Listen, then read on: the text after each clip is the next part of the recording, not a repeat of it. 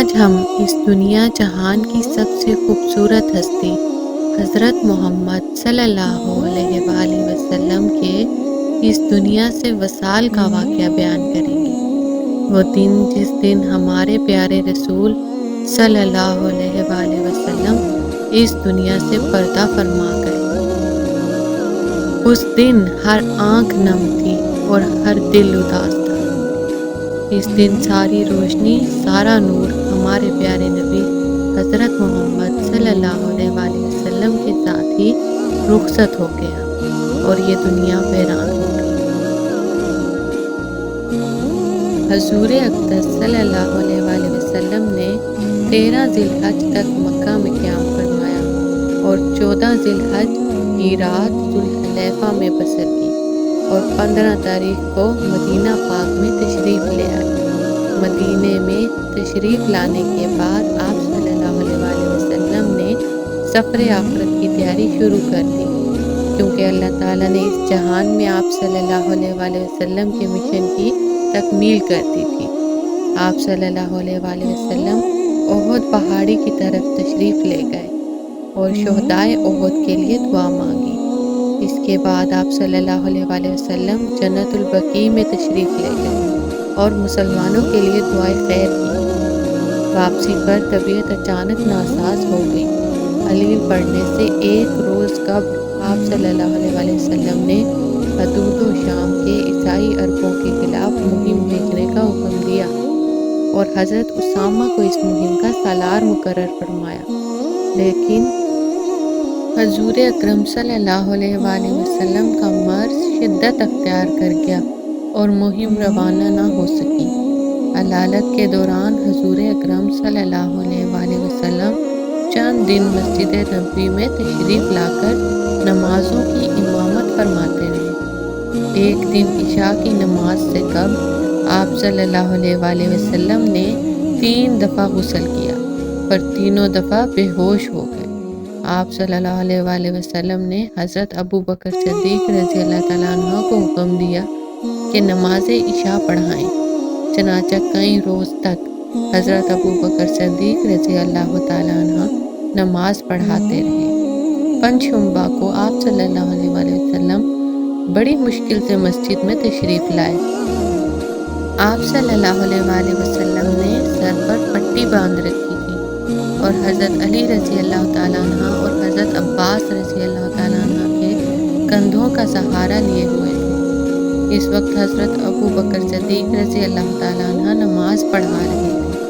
انہوں نے پیچھے ہٹنا چاہا، لیکن حضور اکرم صلی اللہ علیہ وآلہ وسلم نے اشارے سے منع فرمایا اور ان کے پہلو میں بیٹھ کر امامت فرمائی۔ اس نماز کے بعد حضور صلی اللہ علیہ وآلہ وسلم نے ایک مختصر سا خطبہ دیا۔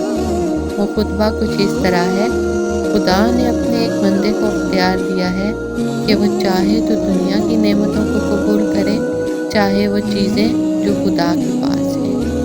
اس نے خدا ہی کے پاس کی چیزیں قبول کی ہیں۔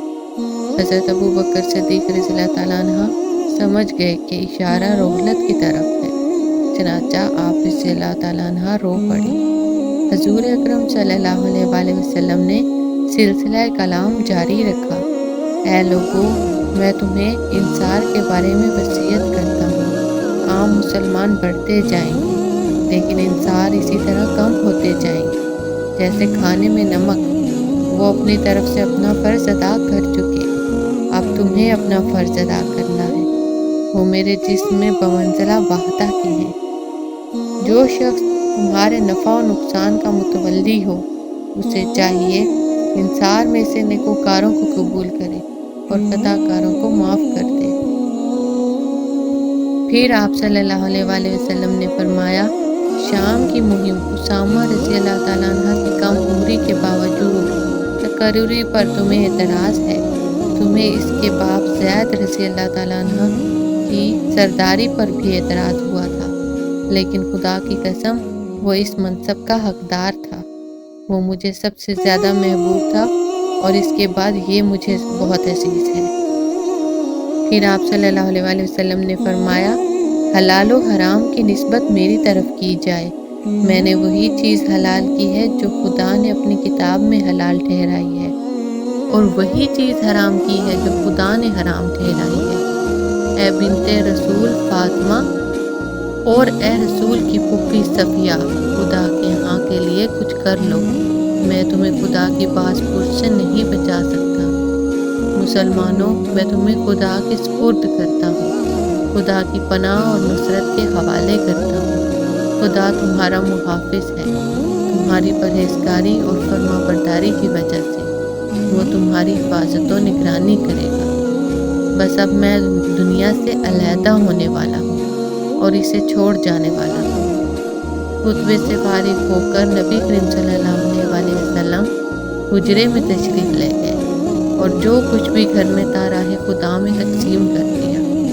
پھر حضرت فاطمہ رضی اللہ تعالیٰ عنہ کے کان میں سرگوشی کی، میں اس مرض میں انتقال کر جاؤں گا۔ حضرت فاطمہ رضی اللہ تعالیٰ عنہ یہ سن کر رو پڑی۔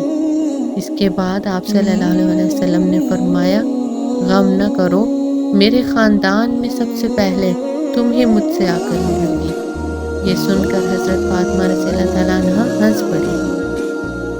حضور اکرم صلی اللہ علیہ وآلہ وسلم کی رحلت کا آخری دن اگلی ویڈیو میں شیئر کیا جائے گا۔ اسی طرح کی مزید اسلامک ویڈیوز کے لیے ہمارے چینل کو سبسکرائب کریں تاکہ دین کا نالج ہر خاص و عام تک پہنچایا جا سکے۔